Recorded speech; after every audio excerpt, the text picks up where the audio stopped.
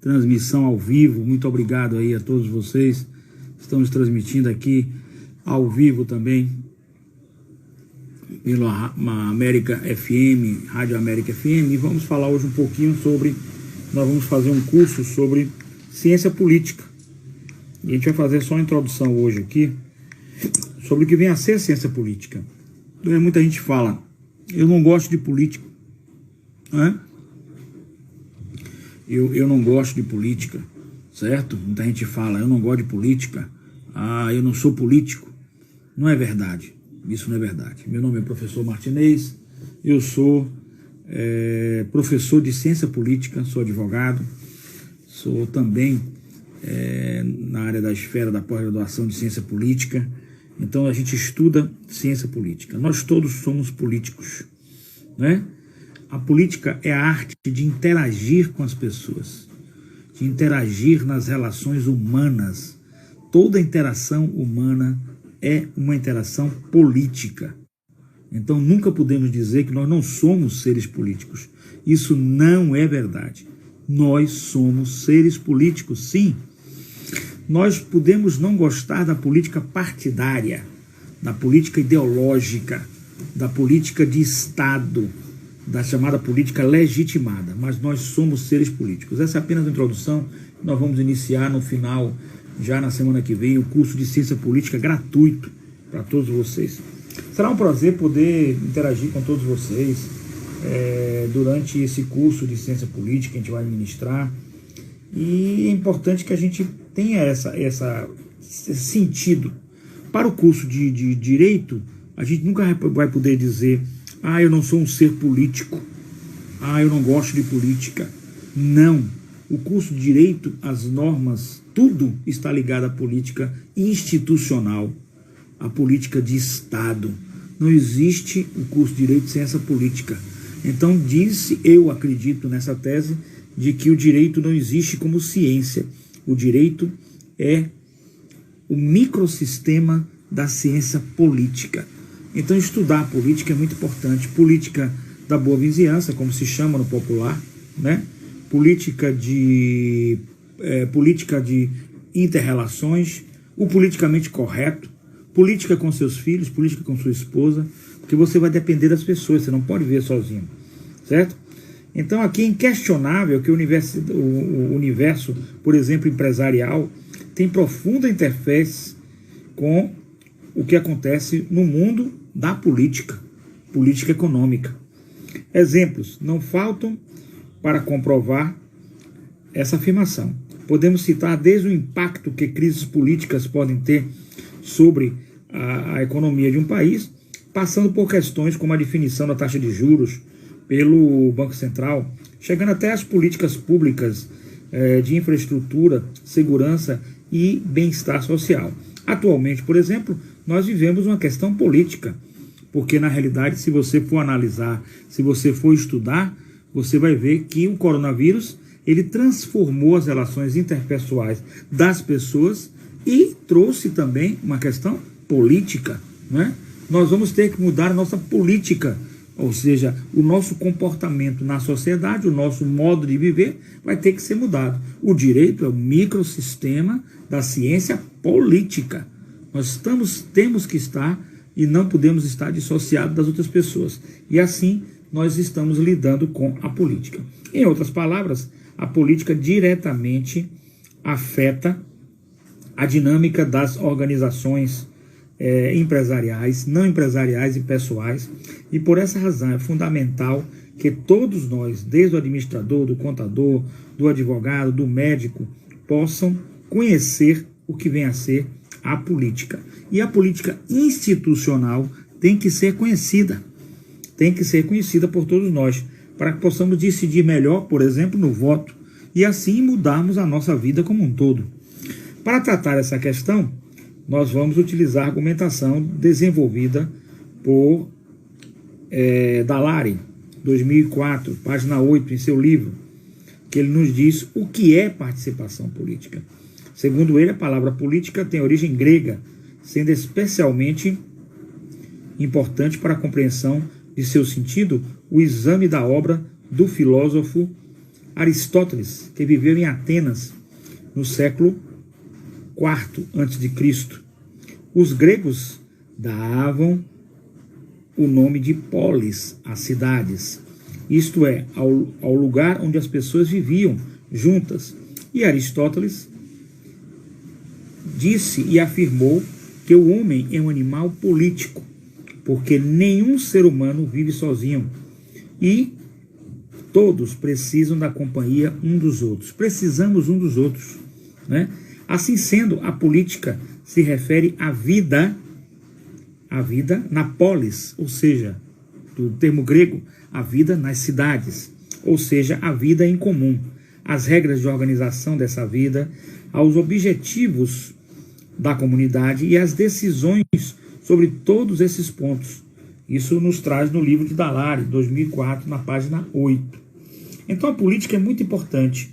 Com essas considerações é possível perceber a origem da ideia de política, certo? Está relacionado à organização da vida em coletividade e às maneiras que se organizam. Esse tipo de viver, nesse sentido, é bom lembrar que a política é imprescindível para a organização da vida em sociedade, por mais difundidas que sejam as afirmações do tipo como eu odeio política, eu detesto política, eu não me envolvo em política. Não é verdade. O senhor e a senhora é um ser político e faz política dentro de casa, faz política com seu filho, faz política com sua esposa, faz política com sua família, faz política na sua empresa, faz política na vizinhança, faz política nas relações com outras pessoas. Não, o ser humano é um ser gregário, não tem como ele viver isolado, não tem como ele viver sozinho. Então, é preciso que entendamos isso. Ou os termos, eu estou fora dos políticos, eu quero fora a todos os políticos, e por meio dela que se definem as normas, através da política. Então não adianta fora a política. As normas de convivência, elas são regidas pela política, pela poética, pela retórica, pela antropologia, pela psicologia, pela física, e como os padrões de conduta considerados válidos também pela biologia, enfim, pelo comportamento humano.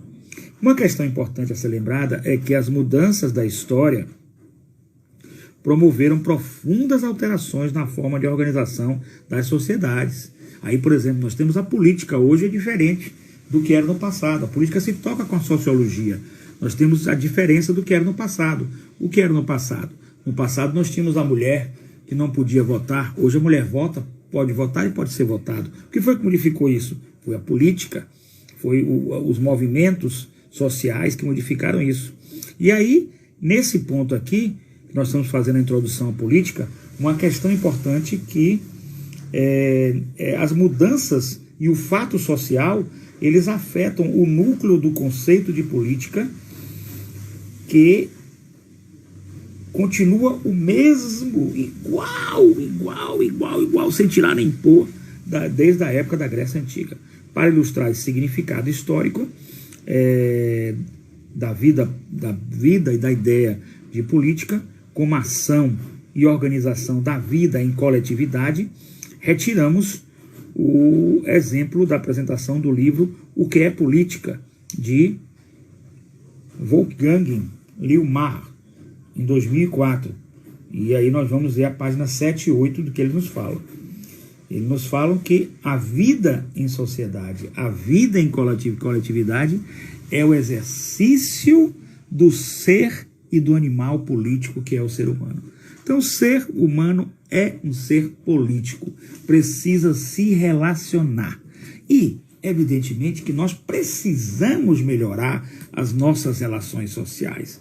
Nós não podemos ter relações sociais de agressões, porque a partir do momento em que nós tenhamos as relações sociais de um agredir o outro por ser diferente, por pensar de forma diferente, nós vamos gerar o quê? Uma política do caos.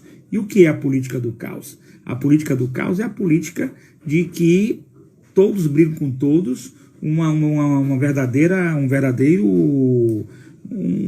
sistema caótico, um verdadeiro caos, a guerra. Nós não podemos plantar essa forma de convivência social. A convivência social que nós temos que plantar é da tolerância, é de uma política de respeitar as nossas pessoas, nossos adversários, fazer valer os direitos deles, porque a partir do momento que se faz valer o direito dos nossos adversários, politicamente os nossos também terão que ser validados, respeitados, e fazer com que os nossos direitos também tenham valor. Então, uma política de uma sociedade mais igualitária, fraterna e justa perpassa por essa tolerância, por essa compreensão.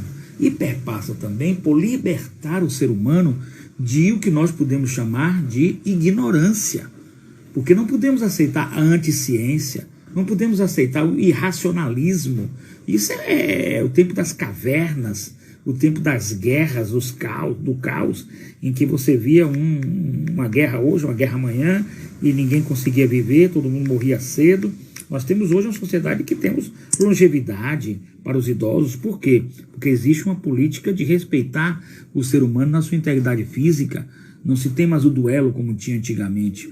Então, o irracionalismo, o obscurantismo, a anticiência são coisas absurdas. Nós não podemos tolerar isso. Nós temos que combater isso no sentido de levar a educação.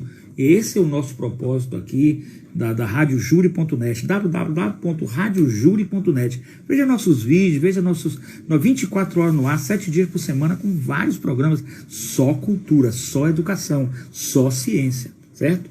Então essa política que a gente quer levar é uma política que leva a isso aí. As políticas de extremo, sejam elas de extrema direita, seja elas de extrema esquerda, evidentemente que todo mundo pode ser o que quiser, pode pensar o que quiser, a liberdade de expressão, de pensamento, a liberdade de estar relacionado com as pessoas. Você pode pensar e expressar o que você quiser, desde quando você respeite as outras pessoas. Agora, você tem que, evidentemente, colocar as coisas como acontece. Por exemplo, na China, e aí não vamos falar de uma política de forma parcial. Na China, quando houve a Revolução, se queimou os livros. Por quê? Porque achavam que os livros eram a forma de fazer a rebeldia, e a rebeldia tiraria o sistema. O sistema da Coreia do Norte, o Lee Hong-kim, ele não permite muitos processos educacionais. Já, por exemplo, um outro regime, Cuba, ele resolveu tirar o analfabetismo, quer dizer, já uma outra filosofia, e intensificou também universidades. Sempre as universidades politicamente foram das castas, né, evidentemente, em qualquer regime. Na extrema-direita, aí vocês notem que os extremos se tocam. Os dois extremos se tocam, tanto a extrema-direita como a extrema-esquerda. Nenhum extremo é bom. Então, quando se toca os extremos, você tem o quê? Você tem as mesmas coisas, só que opostos. O amor e o ódio se tocam. Né? Os extremos também, de tanto a direita como a esquerda, se tocam. Aí você tem na extrema-direita, por exemplo, tenho que dar um exemplo, mesmo sendo imparcial, mas tenho que dar um exemplo, o Donald Trump, em que ele é totalmente acientífico, anti-intelectual, irracional no sentido de suas decisões.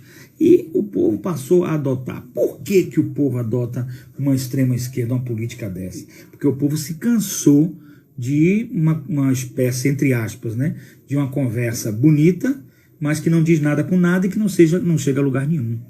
Então passou a esse extremo. Só que esse extremo, aí é que eu digo, não existe nada tão ruim, que não possa piorar. Nós estamos ruins, sim, mas se a gente partir para tanto a extrema esquerda como a extrema direita, nós vamos piorar. Então essa forma da gente dialogar respeitosa é muito importante, que a gente possa passar para que nós possamos entender o que é a política. E outra coisa muito importante na política é a dualidade, certo? Você vê uma espécie de dualidade. Ou você está comigo ou você está contra mim. Não, você não tem que pensar assim. Nem sempre politicamente aquele que está com você verdadeiramente, tanto é que tem as traições. Nem os que estão com opostos com você são oposição, tanto é que tem as coligações. Então a política vem para uma nova linha. Então essa ideia que é passada, por exemplo, pela extrema-direita, e notem que a extrema-direita e a extrema-esquerda se parecem muito, a gente vai ver no curso essas questões, e vamos ver questões sobre o neofascismo, ou a extrema-esquerda caiu muito, se ficou restrito àqueles países de linha dura, ditatorial, mas sem ascensão no mundo. O que hoje ascende no mundo, como por exemplo, uma liderança na França, que é a Marine Le Pen, que é a extrema direita, é perigosa, muito perigosa, muito perigosa, muito perigosa. Por exemplo, são uma espécie de separacionistas, são individualistas. E notem o que é política para vocês entenderem. Sabe quem financiou a campanha? Quem ajudou a eleger Trump? Quem? Vladimir Putin. Rússia. Olha só. Por quê? Porque a extrema esquerda justamente se toca com a extrema direita. Por que ele elegeu? Porque ele é contra o Vladimir Putin, é um dos grandes líderes mundiais contra o globalismo, certo? O que é o globalismo? Os países se unirem em blocos, certo? E aí essa união de blocos pode ser de centro-direita, centro-esquerda, centro, enfim, várias modalidades. Aí que nós vamos falar, nem o centro, nem o centro-direita, nem a centro-esquerda são comunistas.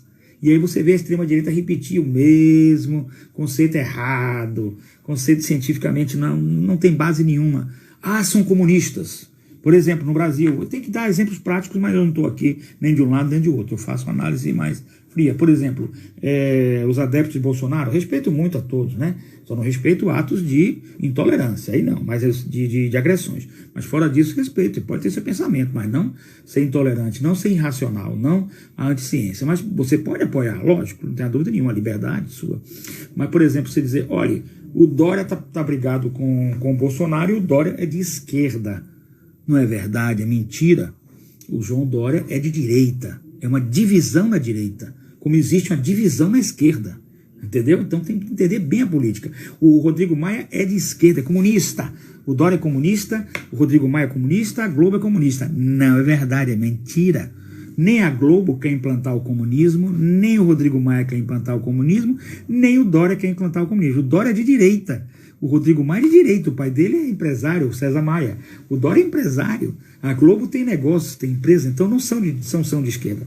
Eles são uma divisão dentro da própria direita, como existe divisões dentro da própria esquerda. Por exemplo, no Brasil você tem, eu mostrei aqui agora a divisão da esquerda. Você tem, por exemplo, a Rússia, que já tem um novo sistema, é de esquerda, mas já permite algum capital. Você tem a Rússia, você tem a China, que você tem uma extrema esquerda extremamente mais, que não permite muito o processo educacional, mas você tem Cuba, que já permite o processo educacional, mesmo com os controles dele lá, com a ditadura, que ditadura não é coisa boa em lugar nenhum, não dá fruto em lugar nenhum, nem da extrema esquerda, nem da extrema direita. Nós temos que preservar, por pior que seja, é a democracia. A extrema esquerda cai muito porque chegou-se à conclusão de que o sistema ele é opressor. E como o sistema opressor, ele cai. Logo, evidentemente, o povo se conscientizou, isso cai num chamado inconsciente coletivo, de Carl Gustav Jung. Então, o momento é da extrema-direita. Mas a extrema-direita ela é extremamente perigosa também. Faça um alerta. Por quê? Porque ela caminha para um sistema de autoritarismo. Não é um sistema democrático, é falácia. Autoritarismo é eles e nós e eles. Então, quem é da extrema-direita é de direita. Quem não é de esquerda. Não é verdade. Por exemplo, nós temos a centro-esquerda. O PSDB é de esquerda. Existe isso. O PSDB esteve no poder e foi o partido que fez grandes privatizações. Então não bate esse discurso. Não bate. O PSDB é uma social-democracia que, evidentemente, no Brasil a gente não tem partidos com conteúdo programático como é na Europa, evidentemente, ou em outros países mais possam existir, né? Mas não existe no Brasil, não existe. Então, a gente sabe que tem todas as críticas ao PSDB, mas o que você pode perceber é que, por exemplo, na Noruega, você tem, na Suécia, você tem uma espécie de social-democracia, onde você vê o Estado ampara você com a saúde, mas você não tira o capitalismo, não tira a liberdade, você tem o neoliberalismo. Hoje, as políticas mundiais chegaram à conclusão que o neoliberalismo é vigente e é imbatível. Vai ter que surgir um novo sistema para superá-lo. Dizem alguns autores, eu aqui estou imparcial, de que o neoliberalismo, o capitalismo é ruim, mas não chegou nenhum sistema ainda que fosse capaz de, na prática, na vida prática da gente, superá-lo, capaz de manter a sociedade unida, manter a sociedade livre, libertária. Mas aí são conceitos que a gente vai estudando no curso de Ciência Política para que a gente possa estudar. Mas o que a gente tem que abrir muito a cabeça é para uma política mais, vamos supor, do saber, do conhecimento e contrária a uma ciência, uma ideia política de autoritarismo, que é, por exemplo, a China. Aqui a gente nunca pode também, uma outra coisa importante, nós temos que separar o povo do governo, do regime, que muitos chineses não apoiam o regime, e muitos mesmo, tivemos aí, tem denúncias, eu não vou aqui entrar em mérito, não vou acusar ninguém, mas não sei, evidentemente teria que ser analisado, mas que um cientista sumiu na China. Então você veja, cientista que estava contra o regime chinês. Então eu não posso fazer um racismo contra um povo chinês, porque o regime deles lá é um regime opressor. Então eu posso falar o regime chinês, alguém que não gosta, evidentemente, pode dizer eu não gosto, porque ele é opressor, né? Ele é extremamente opressor. Agora, o povo chinês é outra história, tá? Então a gente não pode dizer. Então, por exemplo, a gente tem que entender e separar o povo do seu regime político, porque o povo tem uma cultura e essa cultura tem que ser respeitada, certo?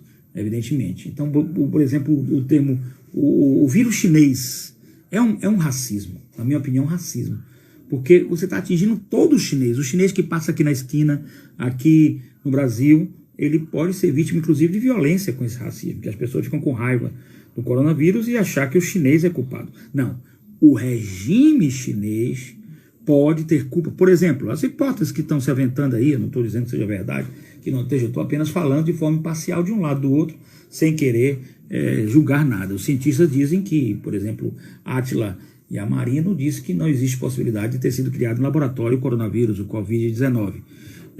Vários outros cientistas dizem que sim, que teria sido uma coisa realmente da própria natureza. Porém, existem teorias da conspiração, que a gente pode...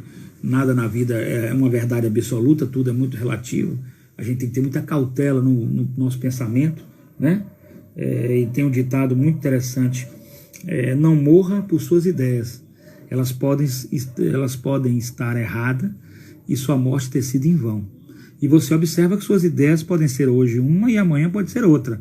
Não brigue com seus amigos por causa dessas ideologias, certo? Porque não tem nada a ver uma coisa com a outra.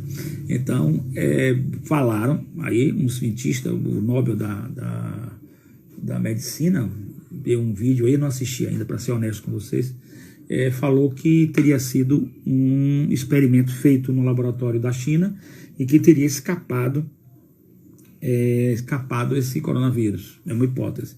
Outra hipótese, que se fosse também uma arma química, arma biológica, não sei. Isso tudo para desgastar, talvez, o próprio regime de extrema esquerda. Não sabemos ainda o que vem a ser o coronavírus. O fato em si, e aí vamos à ciência, é que o coronavírus existe, ele é real, é um vírus extremamente virulento, extremamente com um grau de transmissibilidade muito alta, muito veloz, e a partir desse momento ele se torna extremamente perigoso, certo? Nós temos que ter todas as cautelas. Não vou entrar aqui em política de isolamento ou não isolamento, porque aí nós vamos entrar em outra seara. Agora vamos citar como exemplo o Leomar, em 2004, na página 8, ele nos diz que a demonstrar que a política surge junto com a própria história da humanidade como resultado da atividade dos próprios homens vivendo em sociedade. Conclui afirmando que, olha só, é importante essa afirmação dele, os homens têm todas as condições de interferir e de desafiar a história, pois entre o voto e a força das armas está uma gama variada de formas de ação desenvolvidas historicamente, visando resolver conflitos de interesses, configurando assim a atividade política em sua questão fundamental, ou seja, a sua relação com o poder. poder institucional maior e sua relação com o poder. Nós vamos ter nosso curso de ciência política, essa é apenas a introdução. Qualquer dúvida que vocês queiram, meus amigos, o programa é extremamente cultural. Fizemos um preço na plataforma para o curso de ciência política, que é um preço acessível, então mande o zap para a gente. Meu zap é 719-9103-0089, professor Martinez, para que a gente possa debater política, levar essa política ao jovem, não com uma tendência ideológica, não com a tendência partidária, não com a tendência de uma corrente, mas com a tendência acima de tudo, né? Com o objetivo de educar. Esse é meu objetivo. Eu fiquei feliz por vocês estarem conosco aqui, a audiência da rádio crescendo assustadoramente, www.radiojure.net, assistam, tem diversos vídeos. Nós fizemos um estudo sobre hidroxicloroquina, nós fizemos sobre direito penal, convidamos pessoas, enfim, o estudo é maravilhoso. 24 horas no ar, 7 dias na semana, www.radiojure.net, assistam. Nós estamos chegando a 20 mil acessos por hora. É um recorde para uma web rádio. Muito obrigado. Ao chegar a 20 mil, a gente vai bater esse recorde, porque realmente não tem uma rádio que tenha essa audiência por hora na nossa rádio. O gravado, nós ficamos aí por dia em torno de 60 mil. Precisamos passar dos 100 mil para estar realmente numa posição mais confortável. Mas vamos chegar lá, a audiência está crescendo, muito obrigado. A gente procura levar conhecimento imparcial, levar conhecimento verdadeiro. Então eu peço ao senhor e à senhora, saiam da anticiência. Se anticiência significa que nós não estaríamos nem na internet conversando aqui, porque a internet é fruto da ciência. Nós não estaríamos viajando de avião, não teríamos carro, porque tudo é fruto da ciência, meus amigos. Então vamos nos focar na ciência, vamos nos focar no intelectualismo. E essa ciência e esse intelectualismo não estão presos à faculdade. Eu sou mestre em desenvolvimento humano, sou advogado, e não está preso, meus amigos. Não tem prisão nenhuma. Por que não tem prisão nenhuma? Porque o ser humano é livre, ele é autodidata, e hoje o favorecimento para o pesquisador livre, para o autodidatismo, cresce assustadoramente.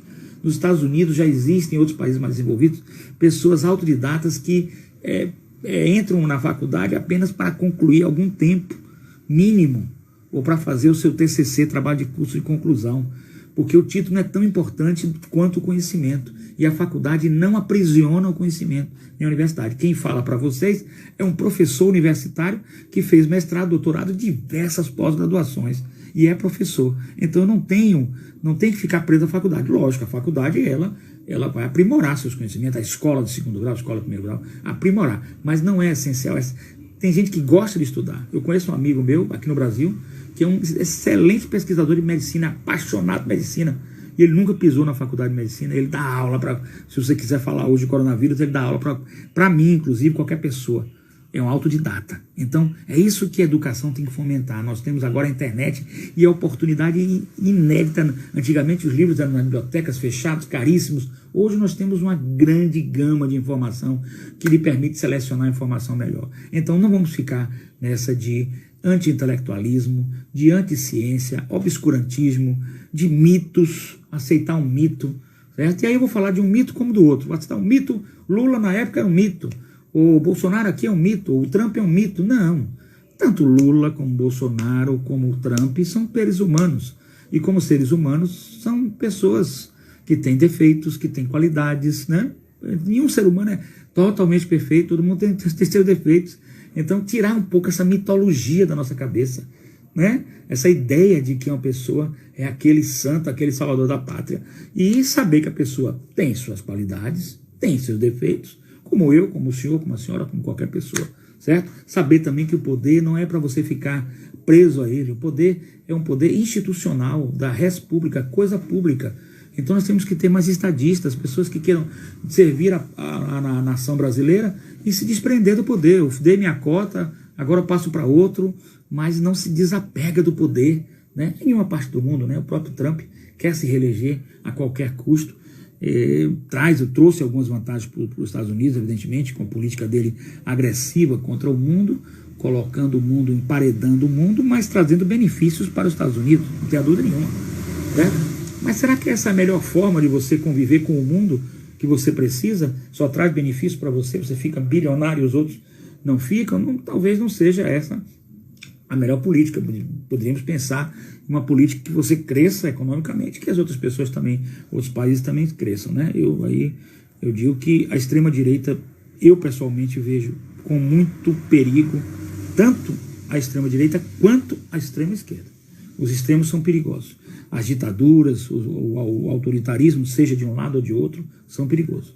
O ideal é o sistema democrático. Democracia hoje no mundo é falha. Ela é muito falha. Por exemplo, nos Estados Unidos, para você ter ideia, você tem um ministro da Suprema Corte indicado pelo Trump, pelo presidente. É ainda lá uma democracia que se fala tão aperfeiçoada, ainda com indicação. Então essa indicação a gente tem que buscar uma forma de aperfeiçoar. Como seria para um ministro do Supremo chegar a ser ministro? Lá, por exemplo, tem 10 anos. Aqui nós temos vitaliciedade. Precisamos acabar com a vitaliciedade? Sim, precisamos. Precisamos acabar com a forma de indicação? Sim, precisamos. Mas como? Qual seria a modalidade? Vamos pensar. Eu não tenho as fórmulas mágicas, nem tudo perfeito, porque se eu tivesse tudo perfeito, ou as fórmulas mágicas, né, seria um Deus, eu não sou apenas um professor, sou apenas um estudioso. Então esse é o primeiro momento que a gente está estudando aqui. Gostaria de agradecer muito a presença de todos vocês aí que estão assistindo. Estou lotando aqui, tanto no Instagram, como na rádio aqui, nós estamos lotados aqui. Muito obrigado a vocês de coração. Desejo a vocês uma boa noite. Fizemos esse programa ao vivo e vamos nós temos a partir do dia 30 de junho iniciar o nosso curso de Ciência Política. Ciência Política. Muito obrigado pela informação de vocês. Muito obrigado pelo acesso que vocês estão nos dando. Muito obrigado. Até o próximo encontro, se Deus quiser. E até o próximo vídeo. Fique atento. Manda um zap para mim, 719-9103-0089. 719-9103-0089. Vamos participar de um grande curso de ciência política e fazer trabalhos que se multipliquem pelo mundo afora, pelo Brasil afora. Muito obrigado, professor Martinez. Assista a nossa rádio, www.radiojure.net. Assista. Muito obrigado. Apoio cultural da Maravilha da Terra, que está nos dando um apoio cultural para a gente fazer esse trabalho aí maravilhoso. Produtos como colágeno, polivitamínicos, etc. Produtos naturais. Também o zap que eu lhe dei é o zap da rádio, é o 719-9103-0089, professor Martinez. Manda para mim que ou eu, a Natália, a gente atende e repassa o que vocês precisarem. Meus amigos, muito obrigado. Nosso tempo acabou. Jesus abençoe vocês. Vamos continuar a partir do dia 30 o nosso curso e sempre nossas lives. Muito obrigado a vocês. Grande abraço, boa noite. Uma semana maravilhosa aqui para o Nordeste. Bom São João, bom São Pedro, né? Porque apesar de antecipar o feriado, as festas são tradicionais, não vão mudar. Pelo menos em casa, mais restrito, porque teremos que ter cuidado com esse coronavírus, Covid-19. Grande abraço, amigos. Um abraço, até a próxima. Transmissão ao vivo. Muito obrigado aí a todos vocês que estão nos transmitindo.